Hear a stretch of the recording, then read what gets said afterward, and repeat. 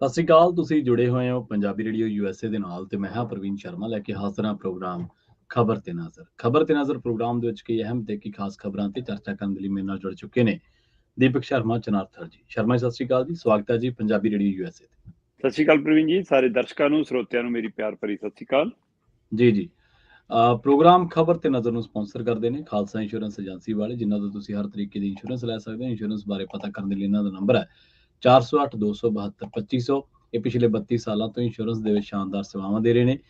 ਇਹਨਾਂ ਸੇਵਾਵਾਂ ਦਾ ਲਾਭ ਉਠਾਉਣ ਦੇ ਲਈ ਅੱਜ ਹੀ ਡਾਇਲ ਕਰੋ 408 272 2500।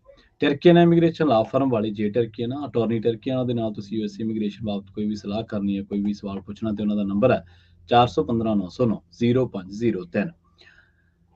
ਇਹਦੇ ਨਾਲ ਹੀ ਵਿਸਲਾ ਫੈਮਿਲੀ ਫ੍ਰੈਜ਼ਨੋ ਤੋਂ Gurdeep Singh Birdi Clovis, Satnam Singh Shergill Selma, Visla family Fresno, Mandeep Singh, Sandeep Kaur San Jose ਤੇ ਮਨਜੀਤ ਸਿੰਘ ਸੈਨ ਹੋਜ਼ੇ। ਇਹਨਾਂ ਸਾਰੇ ਹੀ ਸਪਾਂਸਰ ਦਾ ਬਹੁਤ ਬਹੁਤ ਧੰਨਵਾਦ। ਤੇ ਜੇਕਰ ਤੁਸੀਂ ਵੀ ਪੰਜਾਬੀ ਰੇਡੀਓ USA ਦੇ ਇਹਨਾਂ ਪ੍ਰੋਗਰਾਮਾਂ ਨੂੰ ਸਪਾਂਸਰ ਕਰਨਾ ਚਾਹੁੰਦੇ ਹੋ ਤਾਂ ਸਟੂਡੀਓ ਦਾ ਨੰਬਰ ਹੈ 408272 5200। ਸ਼ਰਮਾ ਜੀ, ਖਬਰਾਂ ਦੇ ਵਲਾਈਏ ਤੇ ਸ਼ੁਰੂਆਤ ਕਰੀਏ ਦਿੱਲੀ ਤੋਂ। ਦਿੱਲੀ ਨੂੰ LG ਦੇ ਰੂਪ ਦੇ ਵਿੱਚ ਕਹਿੰਦੇ ਸੁਪਰ CM ਮਿਲ ਗਿਆ। ਹੁਣ ਸੁਪਰ CM ਦੀ ਇਜਾਜ਼ਤ ਤੋਂ ਬਿਨਾਂ ਹਿੱਲਣਾ ਅਸੰਭਵ ਹੈ। ਪ੍ਰਵੀਨ ਜੀ, ਬਿਲਕੁਲ ਤੁਹਾਡੀ ਗੱਲ ਦਰੁਸਤ ਹੈ ਕਿ ਦਿੱਲੀ ਨੂੰ LG ਦੇ ਰੂਪ ਵਿੱਚ ਸੁਪਰ CM ਮਿਲ ਗਿਆ ਜੀ। ਦਿੱਲੀ ਸੇਵਾਵਾਂ ਬਿੱਲ ਜਿਹੜਾ ਹੂੰ ਕਿਸੇ ਸਮੇਂ ਆਰਡੀਨੈਂਸ ਸੀ, ਜੀ ਆਰਡੀਨੈਂਸ ਤੋਂ ਬਿੱਲ ਬਣਿਆ ਤੇ ਬਿੱਲ ਤੋਂ ਲੋਕ ਸਭਾ 'ਚ ਪਾਸ ਹੋਣ ਤੋਂ ਬਾਅਦ ਅੱਜ ਰਾਜ ਸਭਾ 'ਚ ਪਾਸ ਹੋ ਗਿਆ। ਜੀ। ਸੋ ਲੰਘੀ ਦੇਰ ਸ਼ਾਮ ਭਾਰਤ ਦੇ ਹਿਸਾਬ ਨਾਲ ਜੇਕਰ ਦੇਖੀਏ ਤਾਂ ਹੂੰ ਕੱਲ ਬਕਾਇਦਾ ਜਿਵੇਂ ਪੇਸ਼ ਕੀਤਾ ਗਿਆ, ਉਸਨੂੰ ਅਮਿਤ ਸ਼ਾਹ ਨੇ ਉਹਦੀ ਭੂਮਿਕਾ ਬਣਾਈ, ਅਮਿਤ ਸ਼ਾਹ ਨੇ ਉਹਦੀ ਪੈਰਵੀ ਕੀਤੀ, ਤਕਰਾਰ ਵੀ ਹੋਈ, ਬਹਿਸ ਵੀ ਹੋਈ ਤੇ ਹੂੰ ਪੂਰਾ ਜ਼ੋਰ ਵੀ ਲਾਇਆ ਵਿਰੋਧੀ ਦਲਾਂ ਨੇ, ਖਾਸ ਕਰ ਕਾਂਗਰਸ ਨੇ ਵੀ ਜ਼ੋਰ ਲਾਇਆ ਕਿ ਕੋਈ ਮੈਂਬਰ ਰਹਿ ਨਾ ਜਾਵੇ, ਵਿਪ ਵੀ ਜਾਰੀ ਕੀਤਾ ਤਾਂ ਕਿ ਉਹਨੂੰ ਰੋਕ ਸਕੀਏ। ਹੂੰ ਹਾਂ, ਮਤਲਬ ਕਿ ਇੱਥੇ ਬੀਜੇਪੀ ਨੂੰ ਪਤਾ ਸੀ ਕਿ ਅਸੀਂ ਰਾਜ ਸਭਾ 'ਚ ਵੀ ਬਿੱਲ ਪਾਸ ਕਰਾ ਲੈਣਾ, ਇਸ ਲਈ ਵੋਟਾਂ ਰਾਹੀਂ ਕਰਾਇਆ। ਹੂੰ ਤਿੰਨ ਖੇਤੀ ਕਾਨੂੰਨਾਂ ਸਮੇਂ ਨੂੰ ਪਤਾ ਸੀ ਕਿ ਪਾਸ ਨਹੀਂ ਕਰਾ ਸਕਦੇ, ਸਾਡੀਆਂ ਵੋਟਾਂ ਘੱਟ ਨੇ, ਉੱਥੇ ਹਗਾਮੇ ਨਾਲ ਰੋਲੇ 'ਚ ਪਾਸ ਕਰਾਇਆ। ਹੂੰ ਵੋਟਿੰਗ ਹੋਈ ਜੀ ਬਕਾਇਦਾ, ਵੋਟਿੰਗ ਦੇ ਵਿੱਚ ਬਕਾਇਦਾ 131 ਵੋਟਾਂ ਬਿੱਲ ਦੇ ਹੱਕ 'ਚ ਗਈਆਂ ਤੇ 102 ਵੋਟਾਂ ਵਿਰੋਧ 'ਚ ਗਈਆਂ, ਇਸ ਲਈ ਬਿੱਲ ਪਾਸ ਹੋ ਗਿਆ। ਸੋ ਬਿੱਲ ਪਾਸ ਹੋਣ ਦਾ ਮਤਲਬ ਦਿੱਲੀ ਦੇ ਵਿੱਚ ਅਧਿਕਾਰੀਆਂ ਨੂੰ ਤਬਾਦਲੇ ਕਰਨ ਦਾ, ਅਧਿਕਾਰੀਆਂ ਨੂੰ ਤੈਨਾਤ ਕਰਨ ਦਾ, ਅਧਿਕਾਰੀਆਂ ਨੂੰ ਕੰਮ ਦੇਣ ਦਾ, ਅਧਿਕਾਰੀਆਂ ਦੀ ਰਿਪੋਰਟ ਲੈਣ ਦਾ, ਸਾਰਾ ਕੁਝ ਪ੍ਰਸ਼ਾਸਨਿਕ ਅਧਿਕਾਰ ਖੇਤਰ ਪੂਰਾ ਦਿੱਲੀ ਦੇ ਉਪ ਰਾਜਪਾਲ ਨੂੰ ਮਿਲ ਗਿਆ ਤੇ ਮੁੱਖ ਮੰਤਰੀ ਜੀ ਹੁਣ ਡੰਮੀ ਬਣ ਕੇ ਰਹਿ ਗਏ ਇਸ ਮਾਮਲੇ 'ਚ। ਸੋ ਇਸ ਲਈ ਤਾਂ ਕਿਹਾ ਜਾ ਰਿਹਾ ਕਿ LG ਸੁਪਰ CM ਬਣ ਗਏ। ਠੀਕ ਹੈ। ਜੇਕਰ ਤੁਸੀਂ ਇਸ ਅਮਿਤ ਸ਼ਾਹ ਦੇ ਬੋਲਾਂ ਨੂੰ ਸੁਣੋਗੇ ਤਾਂ ਉਹ ਕਹਿੰਦੇ ਸਾਨੂੰ ਕਾਨੂੰਨ ਹੈ ਜੀ, ਸਾਨੂੰ ਸੁਪਰੀਮ ਕੋਰਟ ਦੀ ਵੀ ਹਦਾਇਤ ਹੈ ਜੀ, ਸਾਡਾ ਸੰਵਿਧਾਨ ਵੀ ਕਹਿੰਦਾ ਜੀ, ਅਸੀਂ ਉਹਦੇ ਹਿਸਾਬ ਨਾਲ ਕੀਤਾ ਜੀ। ਵਿਰੋਧੀਆਂ ਨੇ ਤਾਂ ਜਾਣਬੁੱਝ ਕੇ ਸਾਨੂੰ ਮਤਲਬ ਰਾਜਨੀਤੀ ਕਰ ਰਹੇ ਨੇ।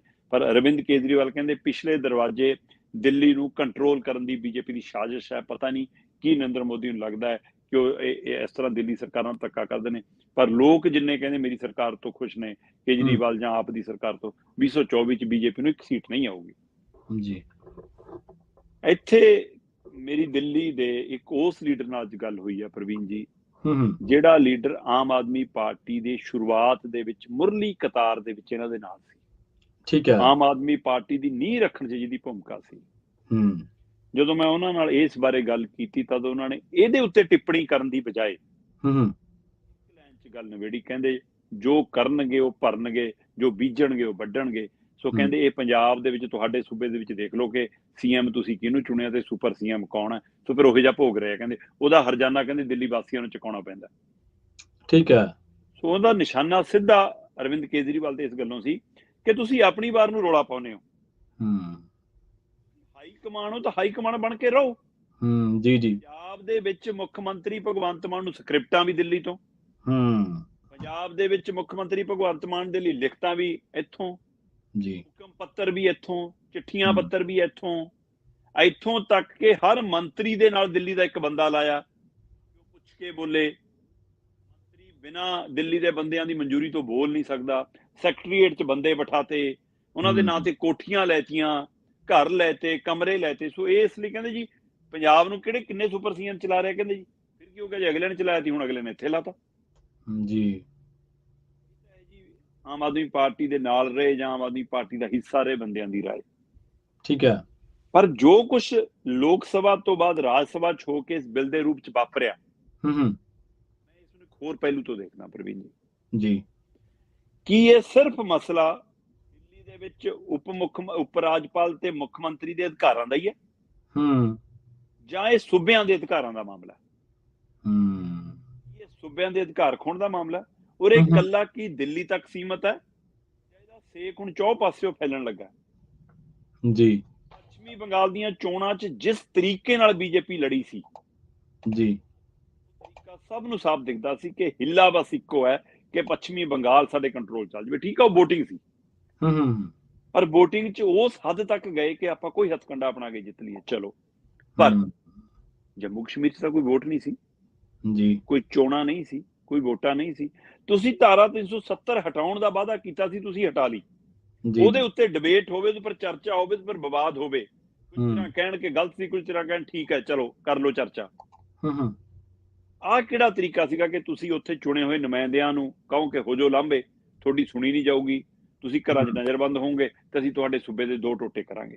ਕਿਹਨੂੰ ਪੁੱਛ ਕੇ ਕੀਤਾ? ਕੀ ਸੂਬੇ ਦੇ ਲੋਕਾਂ ਦੀ ਰਾਏ ਲਈ? ਕੋਈ ਗਿਣਤੀ ਮਿਣਤੀ ਕਰਾਈ, ਕੋਈ ਸਰਵੇ ਕਰਾਇਆ? ਜੰਮੂ ਕਸ਼ਮੀਰ ਅੱਡ ਤੇ ਲੇਹ ਲਦਾਖ ਅੱਡ 2 ਸੂਬੇ ਬਣ ਗਏ। ਸੂਬੇ ਹੀ ਨਹੀਂ ਬਣੇ, ਕੇਂਦਰ ਸ਼ਾਸਿਤ ਪ੍ਰਦੇਸ਼ ਬਣੇ ਜੀ। ਸੋ ਇਹਦਾ ਮਤਲਬ ਤੁਸੀਂ ਦਿੱਲੀੋਂ ਬੈਠ ਕੇ ਸੂਬਿਆਂ ਨੂੰ ਕੰਟਰੋਲ ਕਰਨਾ ਚਾਹੁੰਦੇ ਹੋ। ਪੰਜਾਬ ਨੂੰ ਆਜੋ। ਜਦੋਂ ਜੰਮੂ ਕਸ਼ਮੀਰ ਵਾਲਾ ਮਾਮਲਾ ਹੋਇਆ ਤਦ ਵੀ, ਜਦੋਂ ਅੱਜ ਦਿੱਲੀ ਵਾਲਾ ਹੋ ਰਿਹਾ ਤਦ ਵੀ, ਮੈਂ ਸਪਸ਼ਟ ਰੂਪ 'ਚ ਕਹਿਣਾ ਚਾਹੁੰਦਾ ਕਿ ਕੇਂਦਰ ਦੇ ਵਿੱਚ ਜਿਹੜੀ ਮਰਜ਼ੀ ਪਾਰਟੀ ਦੀ ਸਰਕਾਰ ਆ ਜਾਵੇ, ਉਹ ਚਾਹੁੰਦੀ ਆ ਕਿ ਪੰਜਾਬ ਨੂੰ ਅਸੀਂ ਦਿੱਲੀ ਤੋਂ ਚਲਾਈਏ, ਕੰਟਰੋਲ ਕਰਕੇ ਚਲਾਈਏ। ਇਸ ਲਈ ਇਹ ਵਰਤਾਰਾ ਜੇ ਕੱਲ ਨੂੰ ਪੰਜਾਬ 'ਚ ਵਾਪਰ ਜਾਵੇ ਤਾਂ ਹੈਰਾਨ ਨਾ ਹੋਇਓ। ਜੀ ਜੀ। ਇਹਦੇ ਬਾਵਜੂਦ ਵੀ ਦਿੱਲੀ ਨੇ ਪੰਜਾਬ ਨੂੰ ਕੰਟਰੋਲ ਕੀਤਾ ਹੋਇਆ। BSF ਅਸੀਂ ਭੁੱਲੀਏ ਨਾ ਜੀ। ਬਾਰਡਰ ਤੋਂ ਜਿਹੜੇ ਵੀ ਪਾਸੇ ਨੂੰ 50 ਕਿਲੋਮੀਟਰ ਦਾ ਦਾਇਰਾ ਹੈ, BSF ਦੇ ਕੰਟਰੋਲ 'ਚ ਹੈ।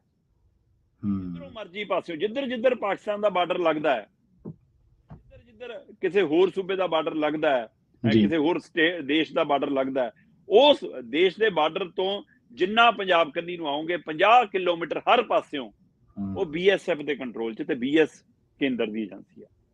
ਤੇ 50 ਕਿਲੋਮੀਟਰ ਦਾ ਮਤਲਬ ਇਕੱਲਾ ਇਹ ਨਹੀਂਗਾ ਕਿ ਉਹਨਾਂ ਨੇ ਸੁਰੱਖਿਆ ਕਰਨੀ ਹੈ।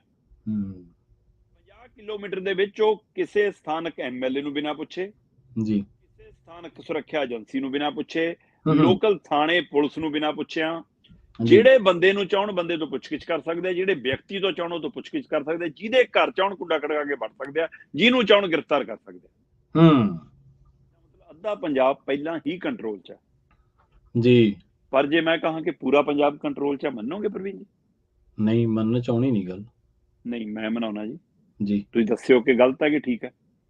ਪੰਜਾਬ 'ਚ ਲੋਕਾਂ ਨੇ ਅਕਾਲੀ ਦਲ ਦੀ ਸਰਕਾਰ ਚੁਣੀ, ਪ੍ਰਕਾਸ਼ ਸਿੰਘ ਬਾਦਲ ਮੁੱਖ ਮੰਤਰੀ, ਗੋਡੇ ਟੇਕਦੇ ਸੀ ਦਿੱਲੀ ਜਾ ਕੇ ਜੀ। ਮੋਦੀ ਤੋਂ ਬਿਨਾਂ ਪੁੱਛੇ ਛਿੱਕ ਨਹੀਂ ਮਾਰਦੇ ਸੀ ਜਨਾਬ। ਤੇ ਫਿਰ ਸਰਕਾਰ ਕਿਹਦੇ ਕੰਟਰੋਲ ਸੀ ਪੰਜਾਬ ਦੀ? ਸਹੀ, ਬਿਲਕੁਲ ਸਹੀ। ਪੰਜਾਬ 'ਚ ਲੋਕਾਂ ਨੇ ਕਾਂਗਰਸ ਚੁਣ ਲਈ ਤੇ ਮੁੱਖ ਮੰਤਰੀ ਚੁਣ ਲਿਆ ਕੈਪਟਨ ਅਮਰਿੰਦਰ ਸਿੰਘ। ਲੋਕਾਂ ਨੂੰ ਲੱਗਿਆ ਕਿ ਕੋਈ ਨਾ ਚੱਲ ਰਾਹੁਲ ਸੋਨੀਆ ਤੋਂ ਲਿਆਉਂਦਾ ਹੋਊਗਾ ਬਈ, ਅਗਲੇ ਦੇ ਆਕਾ ਨੇ। ਤਾਂ ਰਾਹੁਲ ਸੋਨੀਆ ਵੀ ਪੰਜਾਬ ਨੂੰ ਉਵੇਂ ਹੀ ਕਰਨਾ ਚਾਹੁੰਦੇ ਨੇ ਜੀ। ਕੈਪਟਨ ਅਮਰਿੰਦਰ ਤਾਂ ਕਾਂਗਰਸ ਦਾ ਹੋ ਕੇ ਵੀ ਰਾਹੁਲ ਸੋਨੀਆ ਨਾਲੋਂ ਵੱਧ ਸਕਾ ਮੋਦੀ ਦਾ ਸੀ ਜੀ ਜੀ। ਉਹਨਾਂ ਦੀ ਝੋਲੀ 'ਚ ਪੰਜਾਬ ਨੂੰ ਕੌਣ ਚਲਾ ਰਿਹਾ ਸੀ ਉਸ ਸਮੇਂ? ਪੰਜਾਬ ਕਿਹਦੇ ਕੰਟਰੋਲ ਸੀ? ਤੇ ਮੌਜੂਦਾ ਪੰਜਾਬ ਦੇ ਮੁੱਖ ਮੰਤਰੀ ਭਗਵੰਤ ਮਾਨ ਬਾਰੇ ਦਿੱਲੀ ਦੀਆਂ ਸਫਾ ਤੋਂ ਲੈ ਕੇ ਆਮ ਆਦਮੀ ਪਾਰਟੀ ਦੇ ਆਪਣੇ ਗਲਿਆਰਿਆਂ ਤੱਕ ਇਹ ਚਰਚਾ ਕਿ ਬਾਈ ਮੋਦੀ ਤੱਕ ਬਹੁਤ ਪਹੁੰਚ ਹੈ, ਅਮਿਤ ਸ਼ਾਹ ਨਾਲ ਸਿੱਧੀ ਗੱਲਬਾਤ ਹੈ, ਗਡਕਰੀ ਨਾਲ ਤਾਂ ਉੱਠਣੀ ਬੈਠਣੀ ਹੈ। ਸੋ ਇਹਦਾ ਮਤਲਬ ਪੰਜਾਬ ਨੂੰ ਕੀ ਪੂਰੀ ਤਰ੍ਹਾਂ ਦਿੱਲੀ ਤੋਂ ਹੀ ਕੰਟਰੋਲ ਕੀਤਾ ਜਾ ਰਿਹਾ? ਇੱਕ ਪਾਸੇ ਰਾਘਵ ਚੱਡਾ ਟੀਮ ਤੇ ਕੇਜਰੀਵਾਲ ਟੀਮ ਉਹ ਵੱਖਰੀ ਤਰ੍ਹਾਂ ਦੇ ਕੰਟਰੋਲ ਕਰ ਰਹੀ ਹੈ। ਸੋ ਪੰਜਾਬ ਦਿੱਲੀ ਤੋਂ ਪੂਰੀ ਤਰ੍ਹਾਂ ਕੰਟਰੋਲ ਹੈ। ਸੋ ਇਸ ਲਈ ਇਹ ਕੋਈ ਨਵਾਂ ਵਰਤਾਰਾ ਨਹੀਂ ਹੈ, ਪਰ ਦਿੱਲੀ ਦੇ ਵਿੱਚ ਲੋਕ ਸੇਵਾਵਾਂ ਬਿੱਲ ਦੇ ਨਾਂ ਤੇ, ਅਧਿਕਾਰੀਆਂ ਦੇ ਨਾਂ ਤੇ ਜਿਹੜਾ ਇਹ ਲੋਕ ਸਭਾ ਤੋਂ ਰਾਜ ਸਭਾ ਤੋਂ ਪਾਸ ਕਰਾ ਕੇ ਦੋਏ ਪਾਸਿਓਂ ਇਸ ਨੂੰ ਕਾਨੂੰਨ ਦਾ ਰੂਪ ਦੇਣ ਵੱਲ ਹੋ ਗਿਆ, ਰੂਪਰੇਖਾ ਪੂਰੀ ਹੋ ਗਈ ਹੈ। ਉਸ ਨੇ ਇਹ ਗੱਲ ਸਪਸ਼ਟ ਕਰ ਦਿੱਤੀ ਹੈ ਕਿ ਕੇਂਦਰ ਸਰਕਾਰ ਹਰ ਹਿੱਲੇ ਸੂਬਿਆਂ ਦੇ ਅਧਿਕਾਰਾਂ ਤੇ ਡਾਕਾ ਮਾਰਨਾ ਚਾਹੁੰਦੀ ਹੈ ਔਰ ਸੂਬਿਆਂ ਨੂੰ ਆਪਣੇ ਕੰਟਰੋਲ 'ਚ ਕਰਨਾ ਚਾਹੁੰਦੀ ਹੈ। ਹੁਣ ਕੱਲੇ ਹੋ ਕੇ ਨਹੀਂ ਲੜਨਾ ਪੈਣਾ, ਦੇਸ਼ ਦੇ ਹਰ ਨਾਗਰਿਕ ਨੂੰ, ਹਰ ਸੂਬੇ ਨੂੰ ਆਪਣੀ ਹੋਂਦ ਲਈ ਵੱਖਰੇ ਤੌਰ ਤੇ ਲੜਨਾ ਪੈਣਾ। ਇਹਦੇ ਤੇ ਗੌਰ ਕਰਨ ਦੀ ਲੋੜ ਹੈ। ਕਈ ਵਾਰੀ ਸ਼ਰਮਾ ਜੀ ਹੱਥਾਂ ਨਾਲ ਦਿੱਤੀਆਂ ਨਾ ਮੂੰਹ ਨਾਲ ਖੋਲਣੀਆਂ ਪੈਂਦੀਆਂ। ਜਦੋਂ ਅਧਿਕਾਰਾਂ ਦੇ ਉੱਤੇ ਡਾਕੇ ਵੱਜ ਰਹੇ ਸਨ, ਜਦੋਂ ਟੈਕਸ ਦੇ ਮਾਮਲੇ ਦੇ ਵਿੱਚ GST ਦੇ ਰਾਹੀਂ ਸੂਬਿਆਂ ਦੇ ਟੈਕਸ ਲਿਜਾਏ ਜਾ ਰਹੇ ਸਨ, ਜਦੋਂ ਧਾਰਾ 370 ਤੋੜੀ ਜਾ ਰਹੀ ਸੀ, ਉਦੋਂ ਅਸੀਂ ਵੋਟਾਂ ਦੀ ਰਾਜਨੀਤੀ ਕਰ ਰਹੇ ਸਾਂ। ਉਦੋਂ ਅਸੀਂ ਬਹੁ ਗਿਣਤੀ ਨੂੰ ਖੁਸ਼ ਕਰ ਰਹੇ ਸਾਂ। ਬਿਲਕੁਲ ਸਾਡੀ ਵਾਰੀ ਆ ਗਈ, ਆ ਸਾਡੀਆਂ ਚੀਕਾਂ ਨਿਕਲ ਰਹੀਆਂ ਨੇ, ਆਪਣੀ ਵਾਰੀ ਚੀਕਾਂ ਨੇ ਹੁਣ। ਹਾਂਜੀ ਬਿਲਕੁਲ। ਤੁਸੀਂ ਉਹ ਲਾਈਨ ਤੇ ਆ ਖੜੇ ਹੋ ਜਿਸ ਲਾਈਨ ਤੇ ਖੜ ਕੇ ਤੁਸੀਂ ਦੂਜੇ ਰਾਜਨੀਤਿਕਾਂ ਨੂੰ ਭੰਡਦੇ ਹੁੰਦੇ ਸੀ। ਤੁਸੀਂ ਕਹਿੰਦੇ ਹੁੰਦੇ ਸੀ ਇਹ ਸਭ ਰਲੇ ਹੋਏ ਆ ਜੀ, ਤੇ ਅੱਜ ਗੁਜਰਾਤ ਦੇ ਵਿੱਚ ਐਲਾਨ ਹੋ ਗਿਆ ਉੱਥੇ ਗੱਠਜੋੜ ਦਾ, ਆਮ ਆਦਮੀ ਪਾਰਟੀ ਦਾ ਤੇ ਕਾਂਗਰਸ ਦਾ, ਤੇ ਤੁਸੀਂ ਲੇਲੜੀਆਂ ਕੱਢ ਰਹੇ ਹੋ ਕਿ ਸਾਨੂੰ ਮੀਟਿੰਗਾਂ 'ਚ ਬਿਠਾਓ ਵਿਰੋਧੀ ਧਿਰ ਦੀਆਂ 'ਚ। ਪਹਿਲਾਂ ਤੁਸੀਂ ਕਹਿੰਦੇ ਸੀ ਇਹ ਸਭ ਮਿਲੇ ਹੋਏ ਆ ਜੀ। ਅਗਲੀ ਖਬਰ ਦੇ ਵੱਲ ਵਧੀਏ ਤੇ ਪੰਜਾਬ ਸਰਕਾਰ ਨੇ ਸ਼ਰਮਾ ਜੀ ਚਿੱਠੀਆਂ ਲਿਖ ਕੇ ਹੁਣ ਕੇਂਦਰ ਤੋਂ ਹੜ੍ਹ ਰਾਹਤ ਫੰਡ ਮੰਗਿਆ ਜੀ। ਬਿਲਕੁਲ ਪ੍ਰਵੀਨ ਜੀ, ਇਹ ਵੱਖਰਾ ਤਰੀਕਾ ਹੈ ਕਿ ਅਸੀਂ ਜਨਤਕ ਰੈਲੀਆਂ ਸਮਾਗਮਾਂ 'ਚ ਕਹਿੰਦੇ ਆ ਕਿ ਸਾਨੂੰ ਕੇਂਦਰ ਦੇ ਟੁਕੜਿਆਂ ਤੇ ਪਲਣ ਦੀ ਲੋੜ ਨਹੀਂ, ਅਸੀਂ ਨਹੀਂ ਮੰਗਦੇ ਕਿਸੇ ਤੋਂ ਸਹਾਇਤਾ, ਹੈ ਨਾ। ਏਦਾਂ ਦੇ ਕੁਝ ਬਿਆਨ ਸੀਗਾ ਮੁੱਖ ਮੰਤਰੀ ਸਾਹਿਬ ਦਾ। ਕੀ ਬੋਲ ਸੀਗੇ ਉਹਨਾਂ ਦੇ ਜੀ? ਉਹ ਕਹਿ ਰਹੇ ਸੀਗੇ ਕਿ ਅਸੀਂ ਸ਼ਾਇਦ ਕਿਸੇ ਤੋਂ ਭਿਖਾਰੀ ਬਣ ਕੇ ਨਹੀਂ ਮੰਗਣਾ ਚਾਹੁੰਦੇ, ਅਸੀਂ ਕਿਸੇ ਤੋਂ ਮੰਗਾਂਗੇ ਨਹੀਂ। ਹਾਂ, ਹੈ ਨਾ। ਪੰਜਾਬ ਦੇ ਮੁੱਖ ਮੰਤਰੀ ਭਗਵੰਤ ਮਾਨ ਹੋਰਾਂ ਨੇ ਇੱਕ ਚਿੱਠੀ ਲਿਖੀ ਪੰਜਾਬ ਦੇ ਰਾਜਪਾਲ ਨੂੰ। ਠੀਕ ਹੈ ਜੀ।